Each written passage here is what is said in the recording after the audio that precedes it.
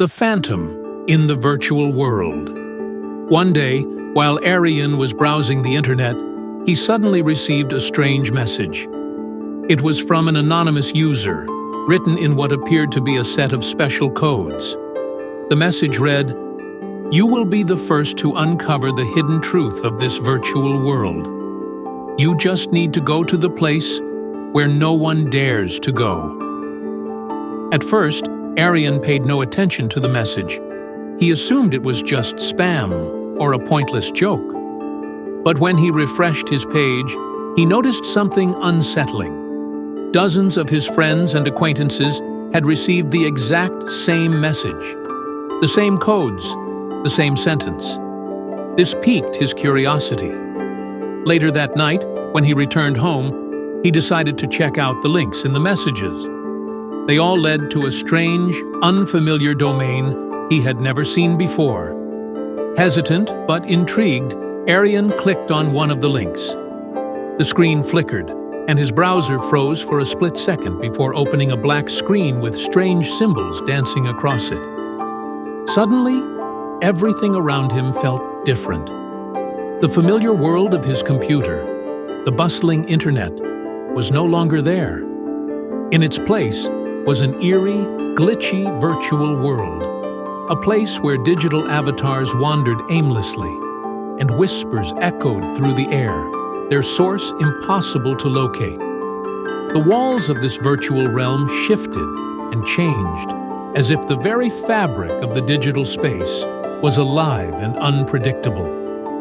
Arian wasn't alone. He soon encountered others who had followed the same mysterious link.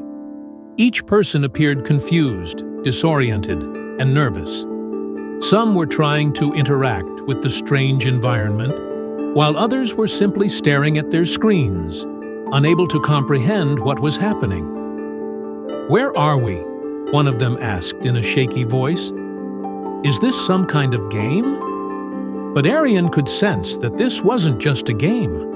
It felt too real, too oppressive. It was as if the very nature of the internet, the virtual space he had known all his life, had become a prison. As the minutes turned into hours, they all realized they couldn't log out. No matter how many times they tried, the exit button vanished from the screen, and every attempt to close the window only made the surroundings distort even more. "There's something here," Arian whispered to one of the others, a girl named Lara. She nodded grimly. "I saw something. A shadow. Moving between the glitches. It feels like we're being watched." They weren't alone in this space. At first, Arian thought it was just his imagination, but soon enough, others began to notice it too. A dark figure, almost like a shadow, would flicker in and out of view. It was watching them, lurking in the corners of this digital world. "That thing, it's not just a glitch," Arian said. "It's real. I think it's trying to communicate with us." They followed the figure deeper into the twisted digital maze. The deeper they went, the stranger the world became. The avatars that once seemed lifelike were now nothing more than twisted, distorted versions of themselves, their faces frozen in expressions of fear. The walls pulsed, and strange, garbled voices echoed in the background, as if the entire digital world was alive and aware of their presence. Finally, after what felt like an eternity, the figure stopped in front of a massive, glowing door. It seemed to beckon them forward, as if to say, "This is the way out," or the way in. Arian hesitated. "Do we trust it?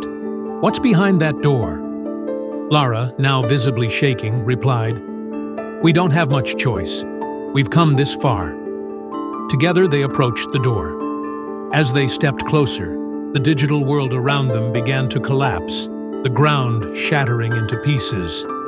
The door swung open, revealing nothing but darkness. Just as they were about to step through, a voice boomed in their ears. "The truth is not for the unprepared. You have crossed the threshold. There is no return." Before they could react, The darkness enveloped them, and the screen went black.